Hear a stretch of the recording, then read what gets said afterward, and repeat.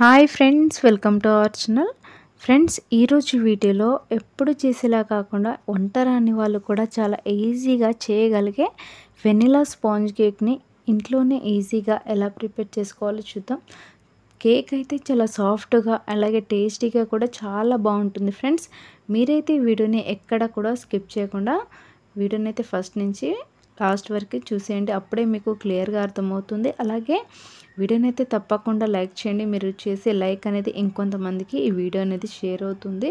నాకు కూడా చాలా హెల్ప్ అవుతుంది. ఫ్రెండ్స్, ముందైతే వీడియోలోకి వెళ్ళిపోదాం. ఇక్కడ నేను ఒక 2 ఎగ్స్ని మిక్సీలోకి వేసుకొని ఫస్ట్ అయితే గ్రైండ్ చేసుకున్నాను, బాగా నురుగులు వచ్చేంతవరకు.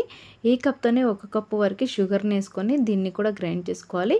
ఇక్కడ నేను ఈ కప్తోని 2 కప్పుల వరకు పిండి తీసుకుంటున్నాను కాబట్టి అందులో సగం అనమాట, 2 కప్పుల్లో సగం 1 కప్పు షుగర్ని వేసుకొని గ్రైండ్ చేసుకొని ఒక గిన్నెలోకి వేసుకున్నాను.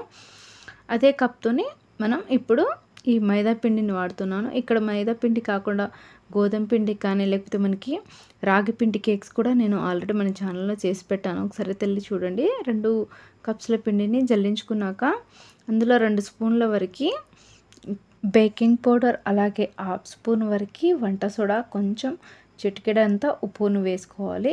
ఇందాక మనం గుడ్డుని కొంచెం బాగా నురుగులు వచ్చేలాగా వేసుకున్నాం కదా, అందులోనే ఈ పిండిని జల్లించి వేసుకోవాలి.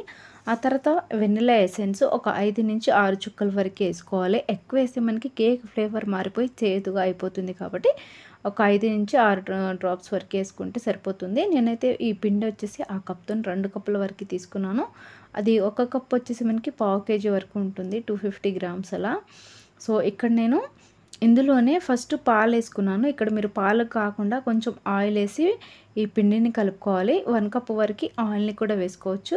ఇక్కడ ఆయిల్ వేసి ఒకే డైరెక్షన్లో తిప్పాలన్నమాట. కావాలంటే ఇక్కడ నేను 1 కప్ అయితే పాలు వేసుకున్నాను. నేను తీసుకున్న క్వాంటిటీకి అయితే 1 కప్పు పాలు, అలాగే ఇక్కడ చూడండి, ఇక్కడ నేను దీంతోనైతే ఒక 3/4 కప్పు వరకు అయితే వేసుకుంటున్నాను ఆయిల్.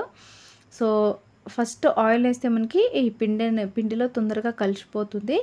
అండ్ తర్వాత వేస్తే కనుక మనకి ఇది కొంచెం ఆయిల్ కలవడానికి టైం పడుతుంది. అలాగే మనం దీనిని ఒకే డైరెక్షన్లో తిప్పాలి కాబట్టి కొంచెం ముందే వేసుకుంటే మనకి ఈజీగా కలిసిపోతుంది. సో ఒక 10 మినిట్స్ పాటు బాగా పిండిలో ఆయిల్ అంతా కూడా కలిసేలాగా ఇలా స్మూత్గా కలుపుకోవాలి పిండిని. సో చూసారు కదా, ఇక్కడ మీకు వీడియోలో చూపించిన విధంగా రౌండ్గా తిప్పేసి మధ్యలో ఇలా కట్ చేస్తూ పిండిని కూడా ఒకే డైరెక్షన్లో కలుపుకోవాలి. అప్పుడే మనకి కేక్ అనేది బాగా పొంగుతూ సాఫ్ట్గా వస్తుంది.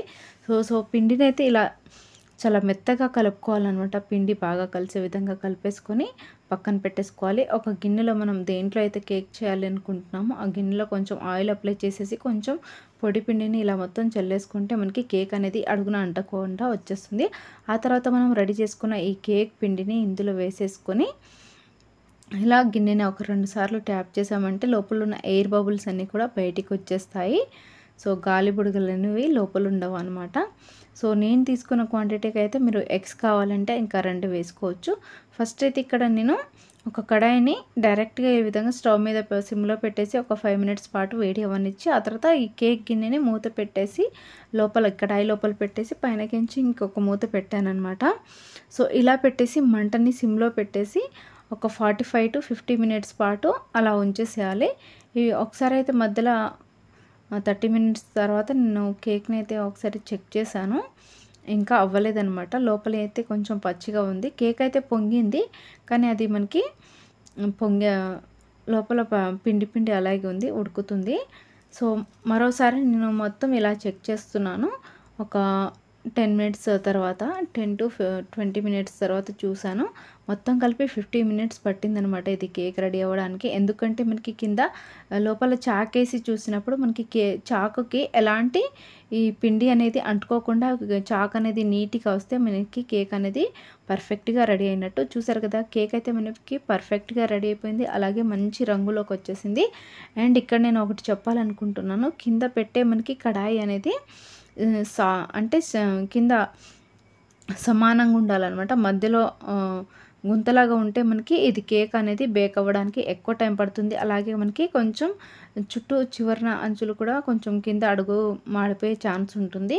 ఇదైతే కొంచెం కడాయి అనేది కింద అడుగు మందం పల్చగా ఉంది, అలాగే మనకి సరిగా సమానంగా లేదు కాబట్టి కింద అడుగు కొంచెం అంటింది. సో, అందు గురించి నేను కింద చూపించలేకపోయాను.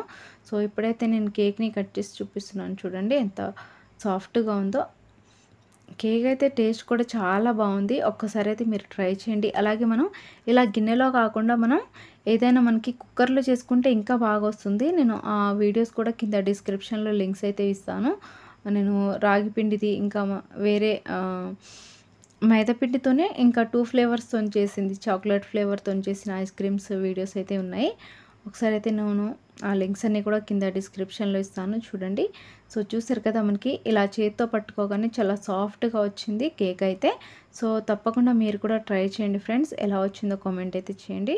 వీడియో నచ్చితే లైక్, షేర్ అండ్ సబ్స్క్రైబ్ చేయండి. Thank you.